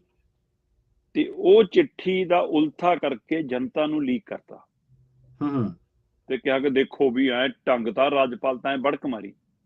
ਤੇ ਜਿਹੜੀ ਅੰਗਰੇਜ਼ੀ ਚਿੱਠੀ ਸੀ ਉਹ ਮਿੰਨਤ ਵਾਲੀ ਸੀ। ਪੰਜਾਬ ਦੇ ਮੁੱਖ ਮੰਤਰੀ ਨੇ ਪੰਜਾਬ ਦੇ IAS PCS ਅਫਸਰਾਂ ਨੂੰ ਦਬਕਾ ਮਾਰਿਆ। ਠੀਕ ਹੈ, ਕਿ ਦੇਖ ਲਓ ਜਦੋਂ ਸਿੱਧੇ ਹੋ ਕੇ ਆਉਣਾ ਨੌਕਰੀ ਤੇ ਆ ਜਾਓ, ਨਹੀਂ ਘਰੇ ਬਿਠਾ ਦਾਂਗੇ। ਅੰਦਰ ਕਮਰੇ 'ਚ ਕੁੰਡੀ ਲਾ ਕੇ ਉਹਨਾਂ ਨਾਲ ਸਮਝੌਤਾ ਕੀਤਾ। ਠੀਕ ਹੈ। ਤੇ ਇੱਧਰ ਜਨਤਕ ਤੌਰ ਤੇ ਹੜ੍ਹ ਦੇ ਮਾਮਲੇ 'ਚ ਪੰਜਾਬ ਦੀ ਜੋ ਹੜ੍ਹ ਕਾਰਨ ਦੁਰਦਸ਼ਾ ਬਣੀ ਹੋਈ ਸੀ, ਉਸ ਮੁਸ਼ਕਲ ਘੜੀ ਦੇ ਵਿੱਚ ਰਾਜਨੀਤੀ ਕਰਦੇ ਨਜ਼ਰ ਆਈ ਪੰਜਾਬ ਦੀ ਆਮ ਆਦਮੀ ਪਾਰਟੀ ਦੀ ਸਰਕਾਰ। ਮੰਚ ਤੋਂ ਪੰਜਾਬ ਦੇ ਮੁੱਖ ਮੰਤਰੀ ਸਾਹਿਬ ਕਹਿੰਦੇ ਨੇ ਲੋੜ ਨਹੀਂ ਕੇਂਦਰ ਦੀ, ਅਸੀਂ ਕਿਸੇ ਤੋਂ ਸਹਾਇਤਾ ਮੰਗਣ ਜਾਂਦੇ, ਅਸੀਂ ਨਹੀਂ ਪੈਸੇ ਮੰਗਦੇ। ਤੇ ਉਸ ਸਮੇਂ ਬਰਾਬਰ ਦੂਏ ਪਾਸੇ ਪੰਜਾਬ ਦੇ ਵਿੱਤ ਮੰਤਰੀ ਹਰਪਾਲ ਚੀਮਾ ਅਪੀਲ ਕਰ ਰਹੇ ਸੀ ਕੇਂਦਰ ਨੂੰ, ਸਹਾਇਤਾ ਚਾਹੀਦੀ ਹੈ। ਪਰ ਮਾਮਲਾ ਇੱਥੇ ਤੱਕ ਨਹੀਂ ਰੁਕਿਆ, ਮਾਮਲਾ ਚਿੱਠੀਆਂ ਤੱਕ ਗਿਆ। ਪੰਜਾਬ ਸਰਕਾਰ ਨੇ ਨੂੰ ਬਕਾਇਦਾ ਤੌਰ ਤੇ ਮਤਲਬ ਕਿ ਆਸ ਜਤਾਈ ਹੈ ਕਿ ਸਾਨੂੰ ਆਸ ਹੈ, ਉਮੀਦ ਹੈ ਕਿ ਕੇਂਦਰ ਸਾਡੇ ਲਈ ਰਾਹਤ ਰਾਸ਼ੀ ਦਾ ਪ੍ਰਬੰਧ ਕਰੂਗਾ ਹੜ੍ਹ ਪੀੜਤਾਂ ਲਈ। ਇਹੀ ਨਹੀਂ, ਪੰਜਾਬ ਸਰਕਾਰ ਨੇ ਕੇਂਦਰ ਨੂੰ ਮੁਆਵਜ਼ੇ ਲਈ ਚਿੱਠੀ ਲਿਖੀ ਹੈ। ਆਫਤ ਰਾਹਤ ਫੰਡ ਦੀ ਵਰਤੋਂ ਕਰਨ ਦੀ ਪ੍ਰਵਾਨਗੀ ਵੀ ਮੰਗੀ ਹੈ। ਅੱਛਾ, ਹੋਰ ਛੱਡੋ। ਪੰਜਾਬ ਦੇ ਮੁੱਖ ਮੰਤਰੀ ਭਗਵੰਤ ਮਾਨ ਹੋਰਾਂ ਵੱਲੋਂ ਇਸ ਸੰਬੰਧੀ ਇੱਕ ਪੱਤਰ ਕੇਂਦਰੀ ਗ੍ਰਹਿ ਮੰਤਰੀ ਅਮਿਤ ਸ਼ਾਹ ਨੂੰ ਉਚੇਚਾ ਲਿਖਿਆ ਗਿਆ ਜੀ। ਹੋਰ ਛੱਡੋ, ਮੁੱਖ ਸਕੱਤਰ ਅਨੁਰਾਗ ਵਰਮਾ ਨੇ ਕੇਂਦਰ ਨੂੰ ਵੱਖਰੀ ਚਿੱਠੀ ਲਿਖੀ ਹੈ। ਸਾਰਾ ਕੁਝ ਰਾਹਤ ਰਾਸ਼ੀ ਲੈਣ ਦੇ ਲਈ ਕੀਤਾ ਗਿਆ ਕਿ ਹੜ੍ਹ ਪੀੜਤਾਂ ਦੀ ਮਦਦ ਲਈ ਸਾਨੂੰ ਰਾਹਤ ਰਾਸ਼ੀ ਲੋੜ। ਤੇ ਫਿਰ ਡਰਾਮੇ ਕਿਉਂ ਕਰਦੇ ਹੋ ਰਾਜਨੀਤਿਕ ਸਟੇਜਾਂ ਤੋਂ? ਦੋਹਰੇ ਚਿਹਰੇ ਕਿਉਂ ਨੇ? ਸਹੀ ਕਹਿੰਦੇ ਕਿ ਕੇਂਦਰ ਸਾਡਾ ਹੀ ਟੈਕਸ ਲੈ ਕੇ ਜਾਂਦਾ, ਹੱਕ ਬਣਦਾ ਉਸ ਪੈਸੇ ਤੇ। ਮੁੱਖ ਮੰਤਰੀਆਂ ਦਾ ਅਸੀਂ ਕਹਾਂਗੇ ਸਾਡਾ ਪੈਸਾ, ਸਾਡੇ ਲੋਕਾਂ ਨੂੰ ਲੋੜ ਹੈ, ਉਹਨਾਂ ਦੀ ਟੈਕਸ ਲੈਣੇ ਹੋ ਦੋ। ਡਰਾਮੇ ਸਟੇਜਾਂ ਤੋਂ ਕਰਦੇ ਹੋ ਅਸੀਂ ਨਹੀਂ ਮੰਗਾਂਗੇ, ਅਸੀਂ ਭਿਖਾਰੀ ਨਹੀਂ ਆ, ਸਾਨੂੰ ਹੀ ਲੋੜ ਕਿਸੇ ਸਹਾਇਤਾ ਦੀ। ਤੇ ਇੱਧਰ ਤੁਸੀਂ ਕਹਿੰਦੇ ਹੋ ਜੀ ਕਿ ਅਸੀਂ ਉਮੀਦ ਕਰਦੇ ਹਾਂ ਤੁਹਾਡੇ ਤੋਂ। ਤੁਸੀਂ ਕਹਿੰਦੇ ਹੋ ਜੀ ਸਾਨੂੰ ਮੁਆਵਜ਼ਾ ਜਿਹੜਾ ਮਤਲਬ ਕੇਂਦਰ ਮੁਆਵਜ਼ਾ ਦਵੇ, ਅਸੀਂ ਉਹਦੇ ਲਈ ਉਹਨਾਂ ਨੂੰ ਚਿੱਠੀ ਲਿਖ ਰਹੇ ਹਾਂ। ਅਸੀਂ ਕਹਿੰਦੇ ਆਫਤ ਰਾਹਤ ਫੰਡ ਦੀ ਵਰਤੋਂ ਦੀ ਪ੍ਰਵਾਨਗੀ ਦਵੇ ਜੀ ਕੇਂਦਰ। ਮੁੱਖ ਮੰਤਰੀ ਸਾਹਿਬ ਡਾਇਰੈਕਟ ਦੇਸ਼ ਦੇ ਗ੍ਰਹਿ ਮੰਤਰੀ ਅਮਿਤ ਸ਼ਾਹ ਨੂੰ ਚਿੱਠੀ ਲਿਖਦੇ ਨੇ ਵਿਭਾਗ ਨੂੰ। ਮੁੱਖ ਸਕੱਤਰ ਅਨੁਰਾਗ ਵਰਮਾ ਆਪਣੇ ਕੇਂਦਰ ਦੇ ਵਿਭਾਗਾਂ ਨੂੰ ਚਿੱਠੀਆਂ ਲਿਖਦੇ ਨੇ। ਵਿੱਤ ਮੰਤਰੀ ਅਪੀਲ ਕਰਦੇ ਨੇ। ਹੁਣ ਇਹ ਤੇਜ਼ੀ ਕਿਉਂ ਫੜੀ ਹੈ ਜਨਾਬ ਨੇ ਜੀ? ਤੇਜ਼ੀ ਇਸ ਲਈ ਫੜੀ ਹੈ ਜੀ ਕਿ ਅੱਜ ਤੋਂ ਪੰਜਾਬ ਦੇ 3 ਜ਼ਿਲ੍ਹਿਆਂ ਦੇ ਵਿੱਚ, 3 ਤੋਂ 4 ਜ਼ਿਲ੍ਹਿਆਂ ਦੇ ਵਿੱਚ ਬਕਾਇਦਾ ਤੌਰ ਤੇ ਕੇਂਦਰੀ ਟੀਮਾਂ ਸਰਵੇ ਕਰਨ ਆ ਰਹੀਆਂ ਹੜ੍ਹ ਪੀੜਤਾਂ ਦੇ ਮਾਮਲੇ 'ਚ। ਠੀਕ ਹੈ। 7 ਮੈਂਬਰੀ ਟੀਮ 3 ਦਿਨਾਂ ਦੇ ਦੌਰੇ ਤੇ ਪਟਿਆਲਾ, ਮੋਹਾਲੀ, ਰੋਪੜ, ਜਲੰਧਰ, ਇਹਨਾਂ 4 ਜ਼ਿਲ੍ਹਿਆਂ 'ਚ ਜਾਂ ਉਹਨਾਂ ਦੇ ਕੁਝ ਨੇੜਲੇ ਕੁਝ ਖੇਤਰਾਂ 'ਚ ਜਿੱਥੇ ਸਿੱਧੀ ਘੱਗਰ ਜਾਂ ਸਤਲੁਜ ਦੀ ਮਾਰ ਪਈ ਆ, ਉਹਨਾਂ ਖੇਤਰਾਂ ਦਾ ਦੌਰਾ ਕਰਨਾ, ਉਹਨਾਂ ਜ਼ਿਲ੍ਹਿਆਂ ਦਾ ਦੌਰਾ ਕਰਨਾ। ਔਰ 7 ਮੈਂਬਰੀ ਟੀਮ ਆ ਪ੍ਰਵੀਨ ਜੀ, 3 ਦਿਨ ਲਈ ਆ ਰਹੀ ਆ। ਤੇ ਇਹਦੀ ਰਿਪੋਰਟ ਦੇ ਆਧਾਰ ਤੇ ਤੈਅ ਹੋਣਾ, ਕਿਉਂਕਿ ਮੋਟਾ ਜਿਹਾ ਮੰਨਿਆ ਜਾ ਰਿਹਾ ਸਰਕਾਰੀ ਅੰਕੜੇ ਦੇ ਹਵਾਲੇ ਨਾਲ ਕਿ ਪੰਜਾਬ ਦਾ 1500 ਕਰੋੜ ਦਾ ਵੱਧ ਵਿੱਤੀ ਨੁਕਸਾਨ ਹੋਇਆ। ਜੀ ਬਿਲਕੁਲ, ਕਰੋੜ ਦੇ ਵਿੱਤੀ ਨੁਕਸਾਨ ਦੇ ਵਿੱਚ ਖਾਸ ਕਰ ਘੱਗਰ ਸਤਲੁਜ ਵੱਲੋਂ ਵੱਡਾ ਨੁਕਸਾਨ ਹੋਇਆ। ਸੋ ਇਸ ਲਈ ਇਸ ਹਵਾਲੇ ਨਾਲ ਮਤਲਬ ਕਿ ਮੁੱਖ ਮੰਤਰੀ ਸਾਹਿਬ ਨੇ ਵੀ 15 ਅਗਸਤ ਤੱਕ ਦਾ ਹੁਕਮ ਦਿੱਤਾ ਹੋਇਆ ਕਿ ਗਿਰਦਾਵਰੀ ਕਰਕੇ ਦਿਓ, ਹੈ ਨਾ। ਤੇ ਪੀੜਤ ਵੀ ਸਰਕਾਰੀ ਮਦਦ ਦੀ ਉਡੀਕ ਕਰ ਰਹੇ ਨੇ ਕਿ ਲਾਰੇ ਤਾਂ ਬਹੁਤ ਦੇ ਗਏ ਲੀਡਰ, ਅਜੇ ਤੱਕ ਰਾਹਤ ਪਹੁੰਚੀ ਨਹੀਂ। ਸੋ ਹੁਣ ਸਾਰਿਆਂ ਦੀ ਟੇਕ, ਪੰਜਾਬ ਸਰਕਾਰ ਦੀ, ਪੰਜਾਬ ਦੇ ਮੰਤਰੀਆਂ ਦੀ, ਪੰਜਾਬ ਦੇ ਅਧਿਕਾਰੀਆਂ ਦੀ ਜਾਂ ਪੀੜਤਾਂ ਦੀ ਟੇਕ ਹੁਣ ਇਸ 7 ਮੈਂਬਰੀ ਟੀਮ ਤੇ ਟਿਕ ਗਈ ਹੈ, ਜਿਹੜੀ ਪੰਜਾਬ ਦੇ ਦੌਰੇ ਤੇ ਅੱਜ ਤੋਂ ਆ ਰਹੀ ਆ। ਇਹਦੇ ਵਿੱਚ ਗ੍ਰਹਿ ਮੰਤਰਾਲੇ ਦਾ ਨੁਮਾਇੰਦਾ ਸ਼ਾਮਲ ਹੈ ਜੀ, ਇਹਦੇ ਵਿੱਚ ਖੇਤੀ ਮੰਤਰਾਲੇ ਦਾ ਨੁਮਾਇੰਦਾ ਸ਼ਾਮਲ ਹੈ ਜੀ, ਇਹਦੇ ਵਿੱਚ ਵਿੱਤ ਵਿਭਾਗ ਦਾ ਨੁਮਾਇੰਦਾ ਸ਼ਾਮਲ ਹੈ ਜੀ, ਇਹਦੇ ਵਿੱਚ ਸੜਕ ਮੰਤਰਾਲੇ ਦਾ ਨੁਮਾਇੰਦਾ ਸ਼ਾਮਲ ਹੈ ਜੀ, ਇਹਦੇ ਵਿੱਚ ਪੰਚਾਇਤ ਤੇ ਵਿਕਾਸ ਮੰਤਰਾਲੇ ਦਾ ਨੁਮਾਇੰਦਾ ਸ਼ਾਮਲ ਹੈ ਜੀ, ਇਹਦੇ ਵਿੱਚ ਕੇਂਦਰੀ ਜਲ ਕਮਿਸ਼ਨ ਦਾ ਮੈਂਬਰ ਸ਼ਾਮਲ ਹੈ ਜੀ, ਇਹਦੇ ਵਿੱਚ ਕੌਮੀ ਆਫਤ ਪ੍ਰਬੰਧਕ ਅਥਾਰਟੀ ਹੈ ਜਿਹੜੀ, ਉਹਦਾ ਨੁਮਾਇੰਦਾ ਸ਼ਾਮਲ ਹੈ। ਇਹ 7 ਮੰਤਰਾਲੇ ਜਾਂ ਵਿਭਾਗ ਜਾਂ ਅਥਾਰਟੀਆਂ ਦੇ ਇੱਕ ਨੁਮਾਇੰਦੇ ਮਿਲਾ ਕੇ 7 ਮੈਂਬਰੀ ਟੀਮ ਹੈ ਜੀ, ਜਿਹੜੀ ਅੱਜ ਆ ਰਹੀ ਹੈ। ਤੇ ਸਰਕਾਰ ਨੂੰ ਲੱਗਦਾ ਕਿ ਹੁਣ ਮਾਹੌਲ ਇਹੋ ਜਿਹਾ ਬਣਾ ਦਈਏ ਕਿ ਉਹ ਅੰਕੜੇ ਬਣਾ ਕੇ ਲੈ ਜਾਣ ਤਾਂ ਕਿ ਰਾਹਤ ਰਾਸ਼ੀ ਆ ਜਾਵੇ। ਸੋ ਇਸ ਲਈ ਰਾਜਨੀਤੀ ਕਿਹੋ ਜਿਹੀ ਆ ਕਿ ਤੁਸੀਂ ਖੁੱਲ੍ਹ ਕੇ ਪੰਜਾਬ ਦੇ ਹੱਕ ਮੰਗਣ ਲਈ ਇਕੱਠੀ ਤਾਕਤ ਨਾਲ ਲੜਨ ਦੀ ਬਜਾਏ ਲੋਕਾਂ ਨੂੰ ਕਹਿੰਦੇ ਹੋ ਅਸੀਂ ਨਹੀਂ ਲਵਾਂਗੇ ਸਹਾਇਤਾ, ਉਹਨਾਂ ਨੂੰ ਕਹਿੰਦੇ ਹੋ ਸਾਨੂੰ ਦੇ ਦਿਓ, ਅਸੀਂ ਤਾਂ ਮਰ ਚੱਲੇ ਹਾਂ। ਸੋ ਡਰਾਮਾ ਹੈ ਜੀ, ਉਸ ਡਰਾਮੇ 'ਚ ਪੰਜਾਬ ਦਾ ਨੁਕਸਾਨ ਨਾ ਹੋ ਜਾਵੇ, ਫਿਕਰ ਹੈ। ਜੀ ਜੀ ਜੀ, ਬਿਲਕੁਲ ਜੀ ਸ਼ਰਮਾ ਜੀ। ਆਪਾਂ ਅਗਲੀ ਖਬਰ ਦੇ ਵੱਲ ਵਧੀਏ ਤੇ ਪਰ ਰੌਲਾ ਇਹ ਹੈ ਸ਼ਰਮਾ ਜੀ ਕਿ ਤੁਸੀਂ ਕਿਉਂ ਨਹੀਂ ਮੰਗਣਾ ਕੇਂਦਰ ਤੋਂ ਪੈਸਾ? ਕਿਉਂ ਤੁਸੀਂ ਇਹ ਡਿੰਗਾ ਕਾਹਤੋਂ ਮਾਰਦੇ ਹੋ? ਤੁਸੀਂ ਮੰਗਣਾ ਨਹੀਂ ਕੇਂਦਰ ਤੋਂ ਪੈਸਾ। ਕੇਂਦਰ ਕੋਲੇ ਪੈਸੇ ਕਿਤੋਂ ਅਸਮਾਨ ਤੋਂ ਡਿੱਗੇ। ਸੂਬਿਆਂ ਦੇ ਜਿਹੜੇ ਲੋਕ ਨੇ, ਬਸ਼ਿੰਦੇ ਨੇ, ਟੈਕਸ ਪੇਅਰਸ ਦੇ, ਉਹਨਾਂ ਦਾ ਪੈਸਾ ਹੈ। ਲੋਕ ਪੈਟਰੋਲ ਤੋਂ ਲੈ ਕੇ, ਚਾਹ ਪੱਤੀ ਤੋਂ ਲੈ ਕੇ, ਖੰਡ ਤੇ ਟੈਕਸ ਦਿੰਦੇ ਆ। ਤੁਸੀਂ ਸਟੇਜਾਂ ਤੇ ਖੜ ਕੇ ਕਹਿੰਦੇ ਹੋ ਕਿ ਅਸੀਂ ਪੈਸਾ ਨਹੀਂ ਲੈਣਾ। ਕਿਉਂ ਨਹੀਂ ਲੈਣਾ? ਉਹ ਤੁਹਾਡੇ ਲੋਕਾਂ ਦਾ ਪੈਸਾ ਵਾ, ਉਹ ਤੁਸੀਂ ਕਿਸੇ ਤੋਂ ਭੀਖ ਨਹੀਂ ਲੈਣੀ। ਸੋ ਇਹ ਨੈਰੇਟਿਵ ਵੀ ਬਿਲਕੁਲ ਗਲਤ ਹੈ ਕਿ ਅਸੀਂ ਲੈਣਾ ਨਹੀਂ ਪੈਸਾ। ਇਹ ਅੱਗਾ ਮਾਰਨ ਵਾਲੀ ਗੱਲ, ਆਪਣੇ ਹੱਥੀਂ ਅੱਗਾ ਮਾਰਨ ਵਾਲੀ ਗੱਲ। ਅਗਲੀ ਖਬਰ ਦੇ ਵੱਲ ਵਧੀਏ ਤੇ ਗੱਲ ਕਰੀਏ ਓਪੀ ਸੋਨੀ ਦੀ। ਵਿਜੀਲੈਂਸ ਤੋਂ ਬਾਅਦ ਕਹਿੰਦੇ ਹੁਣ ਈਡੀ ਦੇ ਸ਼ਿਕੰਜੇ ਦੇ ਵਿੱਚ ਆ ਗਏ ਨੇ ਓਪੀ ਸੋਨੀ। ਬਿਲਕੁਲ ਜੀ, ਬਕਾਇਦਾ ਤੌਰ ਤੇ ਈਡੀ ਨੇ ਵਿਜੀਲੈਂਸ ਨਾਲੇ ਸੰਪਰਕ ਕੀਤਾ। ਠੀਕ ਹੈ, ਵਿਜੀਲੈਂਸ ਤੋਂ ਸਾਰਾ ਦਸਤਾਵੇਜ਼ ਮੰਗ ਲਏ, FIR ਦੀਆਂ ਕਾਪੀਆਂ ਮੰਗ ਲੀਆਂ, ਜਾਂਚ ਰਿਪੋਰਟ ਮੰਗ ਲਈ, ਹੈ ਨਾ। ਜੋ ਉਹਨਾਂ ਕੋਲ ਰੂਪਰੇਖਾ ਹੈਗੀ ਆ, ਉਹਦੀ ਜਾਇਦਾਦਾਂ ਦੀ ਜਾਣਕਾਰੀ, ਉਹਦੇ ਖਾਤਿਆਂ ਦੀ ਜਾਣਕਾਰੀ, ਉਹ ਸਾਰਾ ਕੁਝ ਮੰਗ ਲਈ। ਮਤਲਬ ਪੰਜਾਬ ਦੀ ਕਾਂਗਰਸ ਪਾਰਟੀ ਦੇ ਨਾਮੀ ਲੀਡਰ, ਉਪ ਮੁੱਖ ਮੰਤਰੀ ਰਹੇ, ਹੈ ਨਾ, ਓਪੀ ਸੋਨੀ, ਉਹਦੇ ਖਿਲਾਫ ਪਹਿਲਾਂ ਹੀ ਈਡੀ ਨੇ ਜਾਂਚ ਵਿੱਢੀ ਹੋਈ ਆ, ਹੈ ਨਾ। ਤੇ ਹੁਣ ਉਹਦੇ ਖਿਲਾਫ ਇਹਨੇ ਵਿਜੀਲੈਂਸ ਨੇ ਜਾਂਚ ਪਹਿਲਾਂ ਹੀ ਵਿੱਢੀ ਹੋਈ ਆ, ਤੇ ਹੁਣ ਈਡੀ ਵੀ ਉਹਦੇ ਵਿੱਚ ਸ਼ਾਮਲ ਹੋ ਗਿਆ। ਸੋ ਓਪੀ ਸੋਨੀ ਲਈ ਦੋਹਰੀ ਮੁਸ਼ਕਿਲ ਵੱਧ ਗਈ। ਮੈਂ ਉਹ ਰਿਕਾਰਡ ਦੇਖ ਰਿਹਾ ਸੀਗਾ ਓਪੀ ਸੋਨੀ ਹੋਰਾਂ ਦਾ ਕਿ ਜਨਾਬ 5 ਵਾਰ ਲਗਾਤਾਰ MLA, ਉਹ ਤੋਂ ਪਹਿਲਾਂ ਮੇਅਰ, 1991 ਚ ਅੰਮ੍ਰਿਤਸਰ ਦੇ ਮੇਅਰ ਰਹੇ ਨੇ, ਤੇ ਫਿਰ 1997 ਤੋਂ ਲੈ ਕੇ 2017 ਤੱਕ ਹਾਰੇ ਨਹੀਂ। 17 ਚ ਆ ਕੇ ਹਾਰੇ ਕੇ 22 ਵਾਲੀ ਚੋਣ, ਜਿਹੜੀ 21-22 ਵਾਲੀ ਹੋਈ ਆ, ਉਹ ਤੋਂ ਬਾਅਦ, ਹੈ ਨਾ, 17 ਤੋਂ MLA ਚਲੇ ਜਾਂਦੇ, 22 ਦੇ ਵਿੱਚ ਆ ਕੇ ਫਿਰ MLA ਨਹੀਂ ਬਣੇ। ਸੋ 1997, 2002, 2007, 2012 ਤੇ 2017 ਇੰਨੀ ਵਾਰ ਤੋਂ ਚੱਲਿਆ ਰਿਹਾ MLA ਦੀ। ਜਦੋਂ ਹੁਣ ਜਾਂਚ ਹੋਈ ਜਨਾਬ ਦੇ ਹਿਸਾਬ ਕਿਤਾਬ ਦੀ, ਤਾਂ ਉਹਦੇ ਵਿੱਚ ਤੁਸੀਂ ਹਿਸਾਬ ਲਾ ਲਓ ਕਿ ਮਾਤਰ 4 ਸਾਲਾਂ ਦੇ ਵਿੱਚ ਹੀ ਮਤਲਬ ਸੋਨੀ ਨੇ ਘਰ ਵਾਲੀ, ਮੁੰਡਾ, ਆਪਣਾ ਭਤੀਜਾ, ਉਹਨਾਂ ਦੇ ਨਾਂ ਤੇ 10 ਕਰੋੜ ਤੋਂ ਵੱਧ ਦੀ ਜਾਇਦਾਦ ਬਣਾਈ। ਠੀਕ ਹੈ ਜੀ। ਤੇ ਉਹ ਜਿਹੜਾ ਫਰਕ ਨਿਕਲ ਰਿਹਾ ਸੀ ਉਹ ਕਰੀਬ 8 ਕਰੋੜ ਦਾ ਨਿਕਲ ਰਿਹਾ ਸੀ। ਮਤਲਬ ਉਹ ਕਹਿੰਦੇ ਜੀ 2016 ਤੋਂ ਲੈ ਕੇ 2022 ਤੱਕ ਇਸ ਦਰਮਿਆਨ ਓਪੀ ਸੋਨੀ ਨੇ 4.5 ਕਰੋੜ ਕਮਾਇਆ। 4 ਕਰੋੜ 52 ਲੱਖ ਰੁਪਏ ਕਮਾਏ। ਠੀਕ ਹੈ। ਖਰਚੇ 12 ਕਰੋੜ 48 ਲੱਖ ਰੁਪਈਆ। ਤੇ ਇੱਥੋਂ ਹਿਸਾਬ ਲਾ ਲਓ, 12 ਕਰੋੜ 48 ਲੱਖ ਖਰਚਿਆ ਤੇ ਕਮਾਇਆ 4 ਕਰੋੜ 52 ਲੱਖ। 8 ਕਰੋੜ 7 ਕਰੋੜ 96 ਲੱਖ। 8 ਕਰੋੜ ਕਿੱਥੋਂ ਆਇਆ ਇਹਦਾ ਹਿਸਾਬ। ਤੇ ਜਾਇਦਾਦਾਂ ਆ ਗਈਆਂ, ਚੰਡੀਗੜ੍ਹ ਚ ਵੀ ਹੈਗੀ ਜੀ, ਅੰਮ੍ਰਿਤਸਰ ਚ ਵੀ ਹੈਗੀ ਜੀ, ਹੈ ਨਾ, ਹੋਰ ਥਾਵਾਂ ਤੇ ਵੀ ਹੈਗੀ ਜੀ, ਕਮਰਸ਼ੀਅਲ ਵੀ ਹੈਗੀ ਜੀ, ਕੋਠੀਆਂ ਵੀ ਹੈਗੀਆਂ ਜੀ, ਮਕਾਨ ਵੀ ਹੈਗੇ ਜੀ, ਹੈ ਨਾ, ਪੈਲਸ ਵੀ ਹੈਗੇ ਜੀ, ਬੜਾ ਕੁਛ ਹੈ। ਉਹ ਸਾਰਾ ਖਰੜਾ ਤਿਆਰ ਹੈ। ਹੁਣ ਉਹਦੀ ਪੁੱਛਗਿੱਛ ਅਜੇ ਕਰੇ ਰਹੀ ਸੀ, ਮਤਲਬ ਕਿ ਵਿਜੀਲੈਂਸ ਕੇ ਵਿੱਚ ਈਡੀ ਆ ਗਈ। ਵਿਜੀਲੈਂਸ ਨੇ ਸਭ ਤੋਂ ਪਹਿਲੀ ਵਾਰ ਓਪੀ ਸੋਨੀ ਨੂੰ ਭਗਵੰਤ ਮਾਨ ਹੋਰਾਂ ਦੀ ਸਰਕਾਰ ਬਣਨ ਤੋਂ ਬਾਅਦ 25 ਨਵੰਬਰ 2022 ਨੂੰ ਤਲਬ ਕੀਤਾ ਸੀ। ਠੀਕ ਹੈ। ਤੇ 8 ਮਹੀਨੇ ਜਾਂਚ ਚੱਲੀ। 8 ਮਹੀਨੇ ਮਤਲਬ ਕਿ ਜਾਂਚ ਚੱਲਣ ਤੋਂ ਬਾਅਦ ਬਕਾਇਦਾ ਤੌਰ ਤੇ 9 ਜੁਲਾਈ ਨੂੰ FIR ਹੁੰਦੀ ਆ। ਐਤਵਾਰ 9 ਜੁਲਾਈ ਨੂੰ FIR ਦਰਜ ਹੁੰਦੀ ਆ ਤੇ ਉਸੇ ਦਿਨੇ ਨਾਲ ਹੀ ਗ੍ਰਿਫਤਾਰੀ ਪਾ ਲਈ ਜਾਂਦੀ ਆ। ਚਲੋ, ਇਹ ਸਾਰੇ ਤੋਂ ਬਾਅਦ ਫਿਰ ਆ ਚਿੱਠਾ ਸਾਹਮਣੇ ਆ ਗਿਆ ਤੇ ਹੁਣ ਈਡੀ ਦਾ ਵਿੱਚ ਸ਼ਾਮਲ ਹੋ ਜਾਣਾ ਓਪੀ ਸੋਨੀ ਦੀਆਂ ਮੁਸ਼ਕਲਾਂ ਵਧਣਾ ਨੇ? ਕੀ ਓਪੀ ਸੋਨੀ ਆਉਣ ਵਾਲੇ ਦਿਨਾਂ 'ਚ ਭਾਜਪਾਈ ਹੋਣ ਜਾ ਰਹੇ ਨੇ? ਕੀ ਇਹ ਮਾਮਲਾ ਉੱਥੇ ਜਾ ਕੇ ਨਿਬੜਨਾ ਜੀ, ਜਾਂ ਕੱਲ ਨੂੰ ਨਗਰ ਨਿਗਮ ਦੀਆਂ ਚੋਣਾਂ ਨੇ ਆਪ ਕੰਨੀ ਝੁਕਣਾ? ਸੋ ਕੁਝ ਵੀ ਸੰਭਵ ਹੈ ਸਿਆਸਤ 'ਚ। ਜਾਂ ਫਿਰ ਅਜੇ ਵੀ ਓਪੀ ਸੋਨੀ ਦੇ ਜੋਤਿਸ਼ ਵਾਲੇ ਕਹਿੰਦੇ ਨੇ ਕਿ ਨਹੀਂ ਸੋਨੀ ਜੀ ਟਿਕੇ ਰਹੋ, ਫਿਰ ਕਾਂਗਰਸ ਦੀ ਵਾਰੀ ਆਊਗੀ, ਸ਼ਾਇਦ ਤੁਸੀਂ ਉਹ ਰਹਿ ਜਾਓ, ਇੱਧਰ ਤਾਂ ਤੁਹਾਡਾ ਹੀ ਦਾ ਚੱਲ ਜਾਵੇ, ਬਾਕੀ ਤਾਂ ਲਿਖਣ ਹੋਏ ਨੇ। ਸੋ ਕੀ ਸਟੈਂਡ ਹੋਊਗਾ ਓਪੀ ਸੋਨੀ ਦਾ, ਇਹ ਦੇਖਣ ਵਾਲੀ ਗੱਲ ਹੈ। ਵਿਜੀਲੈਂਸ ਤੇ ਈਡੀ ਦਾ ਜਾਂਚ ਦਾ ਆਧਾਰ ਕੀ ਹੋਊਗਾ, ਇਹ ਦੇਖਣ ਵਾਲੀ ਗੱਲ ਹੈ।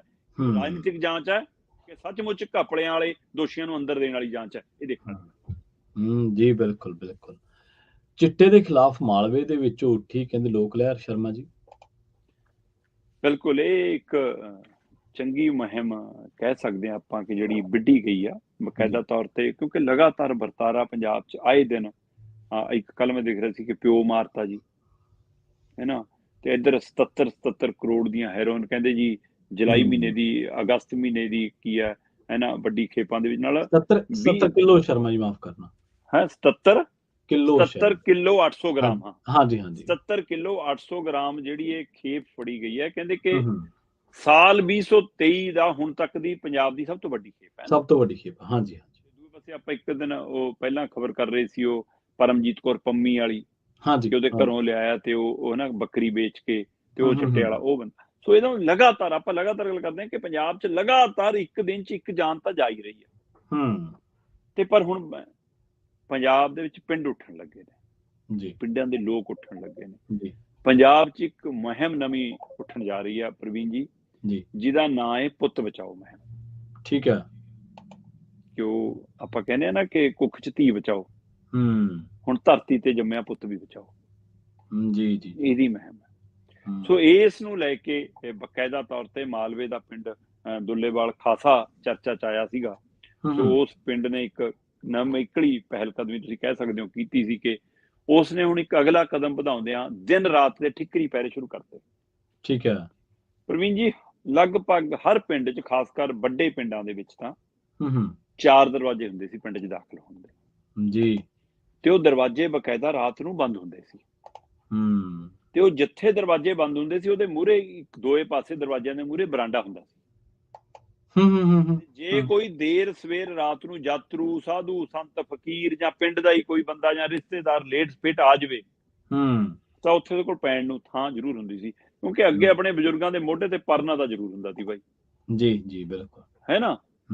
ਤੇ ਇਸ ਲਈ ਉਹ ਫਿਰ ਉਹਨਾਂ ਕੁ ਹੁੰਦਾ ਸੀ ਕਿ ਭਾਈ ਜੇ ਦੇਸ਼ ਵਿਰਾਵੇ ਤੇ ਪੈ ਜਾਵੇ, ਪਰ ਰਾਤ ਨੂੰ ਬੂਹਾ ਨਹੀਂ ਖੁੱਲੂਗਾ, ਸਮਾਂ ਹੁੰਦਾ ਸੀ ਕਿ ਇੰਨੇ ਵਜੇ ਤੱਕ ਸੂਰਜ ਢਲੇ ਤੇ ਜਾਂ ਇਹਦਾ।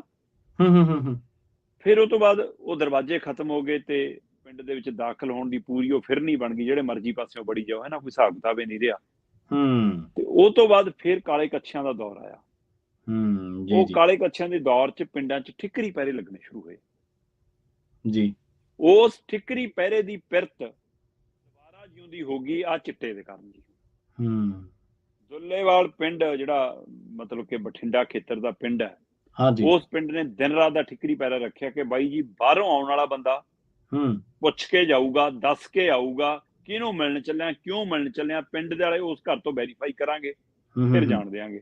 ਪਿੰਡ ਦੇ ਨੌਜਵਾਨ ਜਿਹੜੇ ਸਵਾਲਾਂ ਦੇ ਘੇਰੇ 'ਚ ਨੇ ਜਾਂ ਲੋਕ ਜਿਹੜੇ ਸਵਾਲਾਂ ਦੇ ਘੇਰੇ 'ਚ ਨੇ, ਉਹਨਾਂ ਦੀ ਬਿਨਾਂ ਛਾਣਬੀਣ ਤੋਂ ਪਿੰਡ 'ਚੋਂ ਨਾ ਆ ਸਕਦੇ ਨਾ ਜਾ ਸਕਦੇ।